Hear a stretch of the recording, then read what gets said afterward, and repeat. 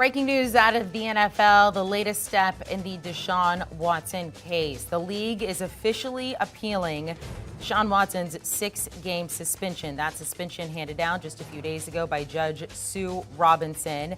Now the Players Association will have 2 days to respond to that appeal. Deshaun Watson suspended those 6 games for violating the NFL's personal conduct policy. 24 cases filed against him in civil court. All but one have been settled as of right now. Commissioner Roger Goodell will determine who exactly will hear the NFL's appeal of Deshaun Watson's suspension. Let's welcome in our Josina Anderson here, who has been on the phone nonstop with this news. What is the latest when it comes to this appeal? What do we need to know? Well, that the NFL is fully exercising its rights under the new collective bargaining agreement process with regards to Article 46. As we know, previously, Roger Goodell was judge and jury when it came to this entire process relative to the NFL conduct policy, and if there was a violation deemed to be happening underneath that. And now we have the inclusion of the neutral arbiter prior to that. That being Sue Robinson, determined 6 games. Now the NFL has come out today and said that it will exercise its rights and it will pursue this appeal.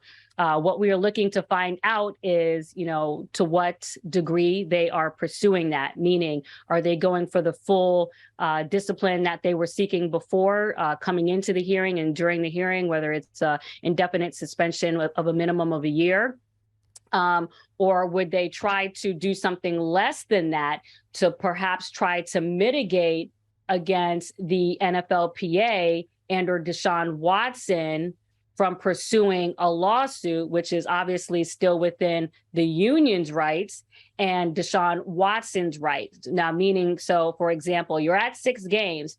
If you end up pursuing, 2 or 3, does that, prevent you or give you something to think about with regards to pursuing a lawsuit, especially when you think of the case of Tom Brady, where a lawsuit was pursued. They initially did get a victory in the lower court, and then it came back that, obviously, as we know, Tom Brady still served that 4-game suspension.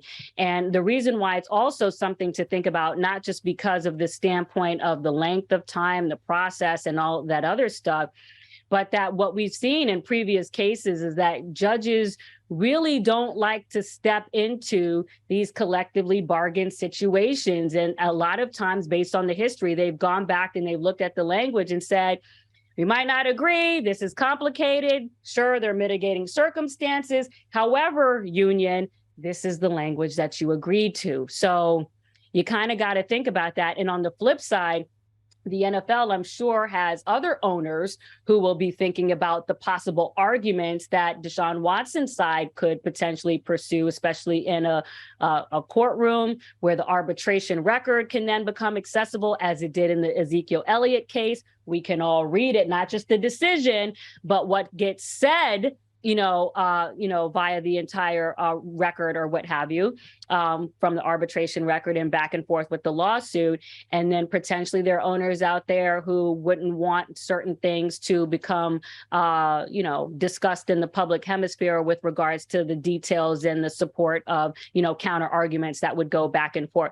So it's a lot of things to think about. I'm just hearing this now, haven't been able to, fully dive into it. We do know that Deshaun Watson practiced today. It is the club's understanding that he is allowed to continue to practice until you have the full adjudication of this appeals process. And then after that, assuming that there is going to be some sort of suspension, Deshaun Watson would get placed on the commissioner's suspension list. And then the question that we've still been trying to just nail down is if that happens immediately relative to this new process, or that happens right at the beginning of the regular season. All right, Josina, so a lot to unpack there, which is understandable. We're going to work through it. I mean, let's go to the appeal and who could be hearing it, because that is still a little bit unclear, and then when we could see a decision, because it is believed that the NFL would like this to happen sooner rather than later, of course, with the season quickly approaching. So do you know any of the answers as to who could hear this appeal and then when we could see a decision? I don't know who they would have hear the appeal. I imagine it would be somebody that's within their Rolodex who has heard these, appeals before. If you're looking at the NFL spokesman's quote that he gave to ESPN, he did say, quote, Roger Goodell will determine who will hear the appeal. So that is suggesting that he is passing it off to a designee, at least per that quote, which is within his rights per the language of Article 46. It could be heard by Roger or it could be heard by someone else. So when we say a designee, that is what we mean. And obviously, the other thing that's within the designee's rights or the person hearing the appeals rights is to modify the initial discipline per the ruling of Sue Robinson. And that includes a modification of increase or reduction or, potentially sticking with what has already been administered. But the NFL has the right to file the appeal, and the designee has the right to modify that appeal via a reduction or an increase. There are a lot of reports out there that the NFL would be looking at an indefinite suspension. Is that what they initially wanted? And exactly what does that mean? That means that you cannot, kind of come back until they make you eligible to, for reinstatement by whatever criteria they set for that reinstatement. Initially, the NFL was seeking an indefinite suspension of a minimum of a year. At least that's what we were hearing per reports going into the hearing and during the hearing. I don't know whether that is what they are still seeking as per what we were just talking about. We talked about the potential disadvantage of doing that because you have to think of the counter move to that being a potential lawsuit and what other things may come out as a result of that. So to answer your question, we don't know specifically if they're sticking with what we knew to be the reported discipline that they were going after before. And that is what we understood going into the hearing and during the hearing. Josina, you mentioned that Deshaun Watson has been there at Browns training camp, working out with the team. I don't know if you've been on the phone with anybody there or just what the feeling is there at Browns training camp and around him, because, you would almost feel like you're tiptoeing around. I don't know if the players feel like that right now. Are you hearing anything about what's going on there and the feeling at the Browns training camp? Well, a couple of things in answering that question. I would say before it was definitely per how we were describing it from our own eyes of being there multiple times leading up to this process, which was the team and Deshaun Watson taking in his business as usual, being optimistic as to what they would hear relative to how cogent they felt their arguments were placed before Sue Robinson and the evidentiary outcome that we saw, which was the 6-game suspension. I would say since the suspension has come out or Robinson's ruling, there's been a lot of emotional reaction over social media. There's been a lot of emotional reaction over talk radio and talk television. And I think what you're seeing now is people being somewhat cautious with regards to, kind of the sentiment and climate that you're feeling. But at the same time, on the flip side of that, I'm not hearing a difference in the belief and the arguments put forth on the other side with regards to how they feel about it. If you saw what we talked about on CBS Sports HQ when I was reporting from Spartanburg, South Carolina a couple of days ago, through sources, I was hearing that Deshaun Watson's side was still very displeased about the result from Sue Robinson, even though it was 6 games, still feeling very adamantly it should be 0 games, and heard through another source someone say that because of it being 6 games and not 0 games, that in their feeling per a source that the sentiment was that Sue Robinson was acting more as a mediator as opposed to an arbiter. That was one sentiment. Now, obviously, on the flip side of that, there are people who feel like, she had very strong language in her decision, but still felt like the number of games given didn't match the language in the ruling.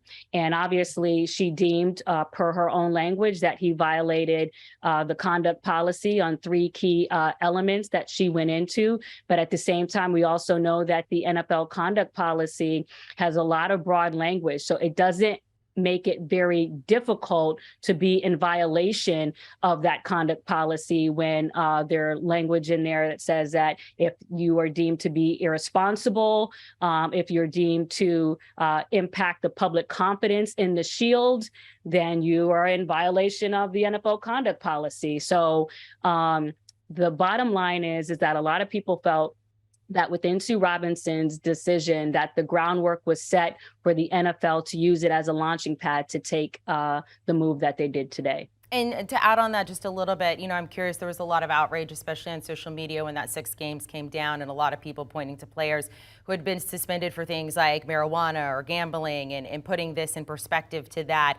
How delicate is this situation right now, and how serious is it for the NFL to look at this and make sure it's the right number of games and regarding Deshaun Watson, because there could be other cases down the line where they look at this as you mentioned, a launching pad?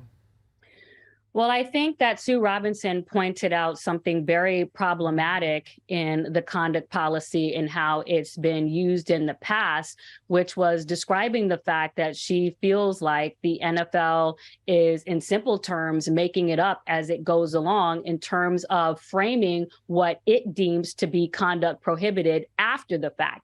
And so it makes it very hard to have anything that is, similar with regards to comparing different cases when, one, obviously cases are separate, but two, there is kind of no framework for understanding what conduct falls into what box beforehand.